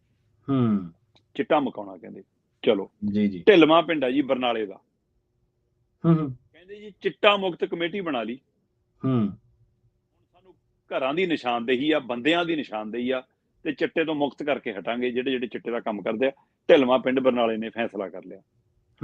ਕੱਲ ਕਲਾਂ ਮੋਗੇ ਦਾ ਪਿੰਡ ਆ ਜਨਾਬ ਜੀ। ਸਰਪੰਚ ਕਹਿੰਦਾ ਕਿ ਜਿੱਥੇ ਜਿੱਥੇ ਨਸ਼ੇੜੀ ਬੈਠਦੇ ਨੇ ਉਹ ਅੱਡਾ ਹੀ ਨਹੀਂ ਰਹਿਣ ਦੇਣਾ। ਉਹ ਸਾਰਿਆਂ ਮਲੀਆ ਮੇਟ ਕਰਕੇ ਪੱਧਰਾ ਕਰ ਲਿਆ ਕਿ ਬੈਠੋ ਕਿੱਥੇ, ਝਾੜੀਆਂ 'ਚ ਬੈਠਦੇ ਹੋ, ਕਿਸੇ ਢਹੇ ਹੋਏ ਖੋਲੇ 'ਚ ਬੈਠਦੇ ਹੋ, ਕਿਸੇ ਢਹੀ ਹੋਈ ਇਮਾਰਤ 'ਚ ਬੈਠਦੇ ਹੋ, ਕਿਸੇ ਖਾਲੀ ਘਰ 'ਚ ਬੈਠਦੇ ਹੋ, ਪੱਧਰਾ ਕਰ ਦੋ ਕਹਿੰਦੇ, ਸਾਰਾ ਕੁਝ ਪੱਧਰਾ ਕਰ ਦਿਓ। ਬਿਲਕੁਲ ਸਹੀ, ਬੈਠਣ ਜੋਗੇ ਨਹੀਂ ਰੱਖਣੇ। ਪਹਿਲ ਕਦਮੀ ਕੀਤੀ। ਮਾਨਸਾ ਦੇ ਪੂਰੇ ਜ਼ਿਲ੍ਹੇ ਨੇ ਬਕਾਇਦਾ ਤੌਰ ਤੇ ਨਸ਼ਾ ਵਿਰੋਧੀ ਮੁਹਿੰਮ ਚਲਾਉਣ ਦੇ ਲਈ ਇੱਕ 14 ਅਗਸਤ ਨੂੰ ਵੱਡੀ ਰੈਲੀ, ਵੱਡਾ ਇਕੱਠ ਰੱਖ ਲਿਆ ਜਨਾਬ। ਰੱਖਿਆ ਬਿਲਕੁਲ ਜੀ। ਇਸ ਇਕੱਠ ਦੇ ਲਈ ਬਕਾਇਦਾ ਤੌਰ ਤੇ ਕਿਸਾਨ ਜਥੇਬੰਦੀਆਂ ਖੁੱਲ੍ਹ ਕੇ ਨਾਲ ਆ ਗਈਆਂ। ਇਹ ਸਾਰੀ ਪਿੰਡ ਦਰ ਪਿੰਡ, ਵਿਅਕਤੀ ਦਰ ਵਿਅਕਤੀ, ਘਾਲਣਾ ਦਰ ਘਾਲਣਾ, ਜਥੇਬੰਦੀ ਦਰ ਜਥੇਬੰਦੀ, ਸੰਸਥਾ ਦਰ ਸੰਸਥਾ, ਇਹ ਸਾਰੀ ਜਿਹੜੀ ਰਿਪੋਰਟ ਹੈ ਇਹ ਚਰਨਜੀਤ ਭੁੱਲਰ ਹੋਰਾਂ ਦੀ ਖਬਰ ਆ ਬਾਈ। ਹਾਂਜੀ ਹਾਂਜੀ, ਚਰਨਜੀਤ ਭੁੱਲਰ ਹੋਰਾਂ ਦੀ ਖਬਰ ਦੇ ਹਵਾਲੇ ਮੈਂ ਦੱਸ ਰਿਹਾ ਕਿ ਉਹ ਕਹਿੰਦੇ ਕਿ ਜਿਹੜਾ ਮਾਲਵਾ ਖੇਤਰ ਆ ਉਹ ਤਾਂ ਉੱਠ ਖੜਿਆ ਹੋਇਆ। ਮੈਂ ਪੰਜਾਬ ਨੂੰ ਸਮਝਦਾ, ਪੰਜਾਬ 'ਚ ਜਿਹੜੀਆਂ ਤਬਦੀਲੀਆਂ ਵਾਲੀਆਂ ਲਹਿਰ ਚੱਲੀਆਂ ਉਹ ਮਾਲਵਾ 'ਚੋਂ ਖਾਸੀਆਂ ਚੱਲੀਆਂ ਔਰ ਸਫਲ ਵੀ ਹੋ ਕੇ ਪਰਤੀਆਂ। ਸੋ ਉਮੀਦ ਹੈ ਜੀ ਕਿ ਇਹ ਮੁਹਿੰਮ ਵੀ ਪੂਰੇ ਪੰਜਾਬ 'ਚ ਫੈਲੇ। ਮਾਲਵਾ ਕੀ ਮਾਝਾ ਕੀ ਦੁਆਬਾ ਕੀ ਪੁਆਧ, ਪੰਜਾਬ 'ਚੋਂ ਚਿੱਟੇ ਮੁਕਤ ਦੀ ਮੁਹਿੰਮ ਚੱਲੇ ਔਰ ਇਹ ਮੁਹਿੰਮ ਕੱਲੀ ਆਪਣੇ ਘਰਾਂ ਤੱਕ, ਆਪਣੇ ਪਿੰਡਾਂ ਤੱਕ, ਆਪਣੇ ਗ੍ਰਾਂ ਤੱਕ ਨਾ ਹੋਵੇ ਕਿ ਆਪਾਂ ਚਿੱਟਾ ਆਉਣ ਤੋਂ ਰੋਕਣਾ ਹੈ ਜਾਂ ਜਾਣ ਤੋਂ ਰੋਕਣਾ ਜਾਂ ਲੈਣ ਵਾਲੇ ਤੋਂ ਰੋਕਣਾ ਹੈ। ਇਹ ਮੁਹਿੰਮ ਤੁਹਾਨੂੰ ਥਾਣਿਆਂ ਦੇ ਉੱਤੇ ਵੀ ਨਜ਼ਰ ਰੱਖਣ ਲਈ, ਇਹ ਮੁਹਿੰਮ ਤੁਹਾਨੂੰ ਆਪਣੇ ਲੀਡਰਾਂ ਦੇ ਉੱਤੇ ਵੀ ਨਜ਼ਰ ਰੱਖਣ ਲਈ ਚਲਾਉਣੀ ਪੈਣੀ ਆ ਕਿ ਜਿਹੜੇ ਇਹ ਦਲਾਲਗਿਰੀ ਕਰਦੇ ਨੇ ਇਹਨਾਂ ਨੂੰ ਵੀ ਨੱਥ ਪਾਉਣੀ ਪੈਣੀ ਆ। ਜਿੱਦਣ ਇਹਨਾਂ ਨੂੰ ਨੱਥ ਪੈਗੀ ਬਈ ਚਿੱਟੇ ਵਾਲਾ ਮਾਮਲਾ ਮੁੱਕ ਜਾਊਗਾ। ਜੀ ਬਿਲਕੁਲ ਬਿਲਕੁਲ। ਸਮੱਸਿਆ ਸਮੂਹਿਕ ਬਣ ਚੁੱਕੀ ਹੈ ਤੇ ਜਦੋਂ ਸਮੁੱਚਤਾ ਦੇ ਵਿੱਚ ਤੁਸੀਂ ਸਮੂਹਿਕ ਸਮੁੱਚਤਾ ਦੇ ਵਿੱਚ ਹੰਭਲਾ ਮਾਰਦੇ ਹੋ ਤਾਂ ਹੀ ਇਹੋ ਜਿਹੀਆਂ ਜਿਹੜੀਆਂ ਸਮੂਹਿਕ ਸਮੱਸਿਆਵਾਂ ਹੁੰਦੀਆਂ ਉਹਨਾਂ ਦੇ ਹੱਲ ਹੋ ਸਕਦੇ। ਬਿਲਕੁਲ ਇਹੋ ਜਿਹੀਆਂ ਵੱਡੀਆਂ ਸਮੱਸਿਆਵਾਂ ਦੇ ਹੱਲ ਹਮੇਸ਼ਾ ਮਾਸ ਕਰਦਾ, ਲੋਕਾਂ ਦੇ ਇਕੱਠ ਤੈਅ ਕਰਦੇ ਆ। 4 ਲੋਕ ਬੋਲਣਗੇ, ਉਹਨਾਂ ਨੂੰ ਪੁਲਿਸ ਪਰਚੇ ਪਾ ਕੇ ਅੰਦਰ ਦੇ ਦੂ। ਪ੍ਰਵਿੰਦਰ ਝੋਟਾ ਤੁਹਾਡੇ ਸਾਹਮਣੇ, ਢਿਲਵਾਂ ਪਿੰਡ ਦੇ ਵਿੱਚ ਨਸ਼ਾ ਤਸਕਰ ਨੇ ਗੋਲੀ ਚਲਾ ਕੇ ਬੰਦਾ ਹੀ ਮਾਰਤਾ। ਸ਼ਰਾਬ ਮਾਫੀਆ ਆਪਣੇ ਪੰਜਾਬ ਦੇ ਵਿੱਚ ਕਿੰਨੇ ਕਤਲ ਕਰਦਾ ਰਿਹਾ, ਭੀਮਟਾ ਕਤਲ ਕਾਂਡ, ਘਰਾਂਗਣਾ ਵਾਲਾ ਕਤਲ ਕਾਂਡ, ਤੁਹਾਨੂੰ ਯਾਦ ਹੋਣਾ ਸਰ। ਬਿਲਕੁਲ ਹੁਣ ਸੁਨਾਮ ਦੇ ਵਿੱਚ ਵੀ ਇੱਕ ਬੰਦਾ ਵੱਢਿਆ ਵਾ ਮੁੱਖ ਮੰਤਰੀ ਦੇ ਆਪਦੇ ਹਲਕੇ ਦੇ ਵਿੱਚ ਤੇ ਆਪਦੇ ਇਹਨਾਂ ਦੇ ਕਾਰਜਕਾਲ ਦੇ ਵਿੱਚ, ਨਸ਼ਾ ਤਸਕਰਾਂ ਨੇ, ਸਿਰਫ ਇਸ ਕਰਕੇ ਕਿ ਉਹਨੇ ਸੂਹ ਦਿੱਤੀ ਸੀ ਪੁਲਿਸ ਨੂੰ। ਸੋ ਇਹ ਕਤਲੋਗਾਰਤ ਰੁਕਣੀ ਚਾਹੀਦੀ ਹੈ। ਪੰਜਾਬ ਦਾ ਨੁਕਸਾਨ ਬਹੁਤ ਜ਼ਿਆਦਾ ਹੋ ਗਿਆ। ਜਾਂਦਿਆਂ ਦੀ ਗੱਲ ਕਰੀਏ ਪੰਜਾਬ ਦੇ ਉਹਨਾਂ 22 ਰੇਲਵੇ ਸਟੇਸ਼ਨਾਂ ਦੀ, ਸ਼ਰਮਾ ਜੀ ਜਿਨ੍ਹਾਂ ਦੀ ਕਹਿੰਦੇ ਹੁਣ ਸੂਰਤ ਬਦਲ ਦਿਆਂ। ਪ੍ਰਵੀਨ ਜੀ ਖਬਰ ਬੜੀ ਚੰਗੀ ਲੱਗ ਰਹੀ ਹੈ ਸੁਣਨ ਜੀ ਕਿ ਭਾਰਤ ਦੇ ਪ੍ਰਧਾਨ ਮੰਤਰੀ ਨਰਿੰਦਰ ਮੋਦੀ ਹੋਰੀ ਇੱਕ ਅੰਮ੍ਰਿਤ ਰੇਲਵੇ ਯੋਜਨਾ ਲੈ ਕੇ ਆਏ ਨੇ, ਰੇਲਵੇ ਸਟੇਸ਼ਨ ਯੋਜਨਾ, ਅੰਮ੍ਰਿਤ ਰੇਲਵੇ ਸਟੇਸ਼ਨ ਯੋਜਨਾ। ਠੀਕ ਹੈ। ਤੇ ਇਹਦੇ ਤਹਿਤ ਦੇਸ਼ ਭਰ ਦੇ ਰੇਲਵੇ ਸਟੇਸ਼ਨਾਂ ਦੀ ਕਾਇਆ ਕਲਪ ਹੋਣੀ ਹੈ, ਜਿਹਦੇ ਵਿੱਚ ਪੰਜਾਬ ਦੇ ਵੀ 22 ਰੇਲਵੇ ਸਟੇਸ਼ਨ। ਕੰਨਾਂ ਲਈ ਖਬਰ ਬਹੁਤ ਚੰਗੀ ਆ। ਬਕਾਇਦਾ ਤੌਰ ਤੇ ਇਹਦੇ ਲਈ ਇੱਕ ਯੋਜਨਾ ਲਿਖੀ ਗਈ ਆ। 1309 ਕੁੱਲ ਦੇਸ਼ ਦੇ ਰੇਲਵੇ ਸਟੇਸ਼ਨ ਨੇ ਜਿਨ੍ਹਾਂ ਨੂੰ ਨਵਾਂ ਰੂਪ, ਨਵੀਂ ਰੰਗਤ, ਨਵੀਂ ਸੂਰਤ ਦੇਣੀ ਆ। ਉਹਦੇ ਲਈ ਬਕਾਇਦਾ 24,470 ਕਰੋੜ ਦੀ ਰਾਸ਼ੀ ਰੱਖੀ ਗਈ ਆ। ਤੇ ਇਹ 1309 ਜਿਹੜੇ ਰੇਲਵੇ ਸਟੇਸ਼ਨ ਨੇ ਉਹਨਾਂ ਦੇ ਵਿੱਚ ਪਹਿਲੇ ਪੜਾਅ ਦੇ ਵਿੱਚ 508 ਰੇਲਵੇ ਸਟੇਸ਼ਨ ਆਉਂਦੇ ਨੇ, ਜਿਹਦੇ ਵਿੱਚ 27 ਸੂਬੇ ਤੇ ਕੇਂਦਰ ਸ਼ਾਸਿਤ ਪ੍ਰਦੇਸ਼ ਆਉਂਦੇ ਨੇ। ਉਹਨਾਂ 508 ਸੂਬਿਆਂ ਦੇ ਵਿੱਚ ਪਹਿਲੇ ਪੜਾਅ 'ਚ ਜਿਹੜਾ ਇਹ ਸਾਰਾ ਕੁਝ ਬਦਲਣਾ, ਉਹਦੇ ਵਿੱਚ 22 ਰੇਲਵੇ ਸਟੇਸ਼ਨ ਪੰਜਾਬ ਦੇ ਵੀ ਆਉਂਦੇ ਨੇ। ਇਹਨਾਂ ਰੇਲਵੇ ਸਟੇਸ਼ਨਾਂ ਦੇ ਉੱਤੇ ਕਹਿੰਦੇ ਜੀ ਹੁਣ ਜਿਹੜਾ ਮਤਲਬ ਰੇਲਵੇ ਸਟੇਸ਼ਨ ਕਈ ਵਾਰ 3 ਪਾਸੇ 4 ਪਾਸੇ ਲੱਗਦਾ ਹੁੰਦਾ, ਪਰ ਦਾਖਲਾ ਅੰਦਰ ਜਾਣ ਦਾ ਰਾਹ, ਆਉਣ ਦਾ ਰਾਹ ਇੱਕ ਪਾਸਿਓਂ ਹੀ ਹੁੰਦਾ। ਸੋ ਜਿਹੜੇ ਪਾਸਿਓਂ ਵੀ ਰੇਲਵੇ ਸਟੇਸ਼ਨ ਦੇ ਪਾਸਾ ਲੱਗਦਾ ਉਸ ਪਾਸਿਓਂ ਯਾਤਰੂਆਂ ਦੀ ਆਮਦ ਵੀ ਤੇ ਯਾਤਰੂਆਂ ਦੇ ਬਾਹਰ ਨਿਕਲਣ ਦਾ ਵੀ ਰਾਹ ਬਣਾਇਆ ਜਾਊਗਾ ਜੀ। ਇਮਾਰਤ ਜੇ ਢਹਿ ਢੇਰੀ ਹੋਣ ਵਾਲੀ ਤਾਂ ਨਵੀਂ, ਜੇ ਠੀਕ ਹੈ ਤਾਂ ਉਹਨੂੰ ਸਹੀ ਦਰੁਸਤ ਕਰਨ ਦੇ ਲਈ ਉਹਦੇ ਪਰ ਖਰਚ ਕੀਤਾ ਜਾਊਗਾ। ਬੈਂਚ ਨਵੇਂ, ਕੂੜੇਦਾਨ ਸਾਫ਼, ਰੇਲਵੇ ਸਟੇਸ਼ਨ ਦਾ ਟਰੈਕ ਸਾਫ਼, ਪਲੇਟਫਾਰਮ ਸਾਫ਼ ਸੁਥਰਾ, ਉਹ ਵਾਈਫਾਈ ਦੇ ਨਾਲ ਪ੍ਰਬੰਧ ਹੈ ਨਾ। ਤੇ ਜੇ ਦੂਸਰੇ ਪਲੇਟਫਾਰਮਾਂ ਤੇ ਜਾਣਾ ਤਾਂ ਕੱਲੀਆਂ ਪੌੜੀਆਂ ਨਹੀਂ ਹੋਣਗੀਆਂ, ਬਿਜਲੀ ਪੌੜੀਆਂ ਹੋਣਗੀਆਂ ਹੈ ਨਾ, ਜਾਂ ਲਿਫਟ ਹੋਏਗੀ ਉਹਦਾ ਪ੍ਰਬੰਧ ਹੈ। ਫਿਰ ਇਹਦੇ ਨਾਲ ਪਾਰਕਿੰਗ ਦਾ ਸਹੀ ਪ੍ਰਬੰਧ, ਫਿਰ ਗਰੀਨਰੀ ਆਲੇ ਦੁਆਲੇ ਘਾਹ, ਪਾਰਕ, ਜੇ ਉਹ ਦਰਖਤ, ਫਿਰ ਉਹਨੂੰ ਮੈਟਰੋ ਨਾਲ ਜੋੜਾਂਗੇ ਜੀ, ਬੱਸ ਸਰਵਿਸ ਨਾਲ ਜੋੜਾਂਗੇ ਜੀ, ਕੈਬ ਨਾਲ ਜੋੜਾਂਗੇ ਜੀ। ਇਹ ਸਾਰਾ ਕੁਝ ਕਾਫੀ ਕੁਝ ਮਤਲਬ ਕਿ ਇਹ ਚੀਜ਼ਾਂ ਗਣਾਈਆਂ ਜਾ ਰਹੀਆਂ ਕਿ ਆਹ ਕੁਝ ਕਰਨਾ। ਠੀਕ ਹੈ। ਤੇ ਇਹਦੇ ਲਈ ਪੰਜਾਬ ਦੇ 22 ਰੇਲਵੇ ਸਟੇਸ਼ਨ ਚੁਣੇ ਆ ਪ੍ਰਵੀਨ ਜੀ। 22 ਦੇ ਵਿੱਚ ਸ਼੍ਰੀ ਅਨੰਦਪੁਰ ਸਾਹਿਬ ਦਾ ਰੇਲਵੇ ਸਟੇਸ਼ਨ ਹੈ, ਸ਼੍ਰੀ ਮੁਕਤਸਰ ਸਾਹਿਬ ਦਾ ਰੇਲਵੇ ਸਟੇਸ਼ਨ ਹੈ, ਨੰਗਲ ਡੈਮ ਹੈ, ਰੋਪੜ ਦਾ ਰੇਲਵੇ ਸਟੇਸ਼ਨ ਹੈ, ਧੂਰੀ, ਮਰੇਲਕੋਟਲਾ ਹੈ ਨਾ, ਤੇ ਸੰਗਰੂਰ ਦਾ ਰੇਲਵੇ ਸਟੇਸ਼ਨ ਹੈ, ਅਬੋਹਰ ਹੈ, ਫਾਜ਼ਿਲਕਾ ਹੈ, ਗੁਰਦਾਸਪੁਰ ਹੈ, ਪਠਾਨਕੋਟ ਸ਼ਹਿਰ ਦਾ ਹੈ, ਕਪੂਰਥਲੇ ਦਾ, ਧਾਂਦਲੀ ਕਲਾਂ ਦਾ, ਮਾਨਸੇ ਦਾ, ਮੋਹਾਲੀ ਦਾ, ਪਟਿਆਲੇ ਦਾ। ਇਹ ਤਾਂ ਰੇਲਵੇ ਸਟੇਸ਼ਨ ਨੇ। ਇਹ ਤੋਂ ਇਲਾਵਾ ਫਿਰੋਜ਼ਪੁਰ ਕੈਂਟ ਰੇਲਵੇ ਸਟੇਸ਼ਨ, ਇਹ ਤੋਂ ਇਲਾਵਾ ਜਲੰਧਰ ਕੈਂਟ ਰੇਲਵੇ ਸਟੇਸ਼ਨ, ਤੇ ਇਲਾਵਾ ਜਿਹੜੇ ਜੰਕਸ਼ਨ ਵਾਲੇ ਰੇਲਵੇ ਸਟੇਸ਼ਨ ਨੇ ਉਹਨਾਂ 'ਚ ਸਰਹੰਦ ਜੰਕਸ਼ਨ ਹੈ, ਉਹਦੇ 'ਚ ਲੁਧਿਆਣਾ ਜੰਕਸ਼ਨ ਰੇਲਵੇ ਸਟੇਸ਼ਨ ਹੈ, ਕੋਟਕਪੂਰਾ ਜੰਕਸ਼ਨ ਹੈ ਤੇ ਫਲੋਰ ਜੰਕਸ਼ਨ ਹੈ। ਸੋ ਇਹ 22 ਨੇ। ਜੇਕਰ ਇਹਨਾਂ ਤੋਂ ਸਭ ਤੋਂ ਵੱਧ ਦੇਖੀਏ ਤਾਂ ਬਿਹਾਰ ਦੇ 156 ਨੇ ਕੁੱਲ। ਪਹਿਲੇ ਪੜਾਅ 'ਚ ਉਹਦੇ ਸਭ ਤੋਂ ਵੱਧ ਜਿਹੜੇ ਨੇ ਯੂਪੀ ਦੇ ਨੇ 156 ਨੇ, ਤੇ ਪਹਿਲੇ ਪੜਾਅ 'ਚ ਯੂਪੀ ਰਾਜਸਥਾਨ ਦੇ 55 ਰੇਲਵੇ ਸਟੇਸ਼ਨ ਸੁਧਾਰੇ ਜਾਣੇ ਨੇ। ਇਸੇ ਤਰ੍ਹਾਂ ਬਿਹਾਰ ਦੇ 92 ਕੁੱਲ ਨੇ, ਪਰ ਪਹਿਲੇ ਪੜਾਅ 'ਚ ਉਹਨਾਂ ਦੇ 49 ਰੇਲਵੇ ਸਟੇਸ਼ਨ ਸੁਧਾਰੇ ਜਾਣੇ ਨੇ। ਮਹਾਰਾਸ਼ਟਰ ਦੇ 44 ਨੇ, ਮੱਧ ਪ੍ਰਦੇਸ਼ ਦੇ 34 ਨੇ, ਪੱਛਮੀ ਬੰਗਾਲ ਦੇ ਮਤਲਬ ਕਿ 37 ਨੇ, ਅਸਾਮ ਦੇ 32 ਨੇ ਹੈ ਨਾ, ਇਸੇ ਤਰ੍ਹਾਂ ਉੜੀਸਾ ਦੇ 25 ਨੇ, ਪੰਜਾਬ ਦੇ 22 ਨੇ, ਗੁਜਰਾਤ ਦੇ, ਤੇਲੰਗਾਨਾ ਦੇ 21 ਨੇ, ਝਾਰਖੰਡ ਦੇ 20 ਨੇ, ਇਸੇ ਤਰ੍ਹਾਂ ਤਾਮਿਲਨਾਡੂ ਦੇ, ਆਂਧਰਾ ਪ੍ਰਦੇਸ਼ ਦੇ 18 ਨੇ, ਹਰਿਆਣੇ ਦੇ 15 ਨੇ ਪਹਿਲੇ ਪੜਾਅ ਦੇ, ਕਰਨਾਟਕਾ ਦੇ 13 ਨੇ। ਸੋ ਇਹ ਪਹਿਲੇ ਪੜਾਅ 'ਚ ਨੇ। ਠੀਕ ਹੈ। ਇਸ ਤਰ੍ਹਾਂ ਇਹ ਸਾਰੀ ਕਾਇਆਕਲਪ ਹੋਣੀ ਹੈ। ਪਰ ਮੈਨੂੰ ਜਿਸ ਗੱਲ ਦਾ ਡਰ ਹੈ ਇਹ ਹੈ ਕਿ ਜੀ ਇਹ ਸਾਰਾ ਕੁਝ ਜਨਤਾ ਦਾ ਪੈਸਾ, ਜਨਤਾ ਦੀ ਥਾਂ, ਜਨਤਕ ਥਾਵਾਂ, ਰੇਲਵੇ ਸਟੇਸ਼ਨ, ਪਬਲਿਕ ਪਲੇਸ, ਉਹਨਾਂ ਦੇ ਉੱਤੇ ਜਨਤਾ ਦੇ ਟੈਕਸ ਵਾਲਾ ਪੈਸਾ ਲਾ ਕੇ ਉਹਨਾਂ ਦਾ ਮੁਹਾਂਦਰਾ, ਰੂਪ ਰੇਖਾ, ਨਵਾਂ ਰੰਗ ਢੰਗ ਬਦਲ ਕੇ ਬਾਅਦ ਚੋਂ ਚਾਬੀਆਂ ਅਡਾਨੀ ਰਵਾਨੀਆਂ ਤਾਂ ਨਹੀਂ ਫੜਾਉਣੀਆਂ ਜੀ ਇਹਨਾਂ ਨੇ। ਕੀ ਬਾਤ, ਸਹੀ ਜੀ। ਇਹ ਫਿਕਰਮੰਦੀ ਖੜੀ ਹੈ।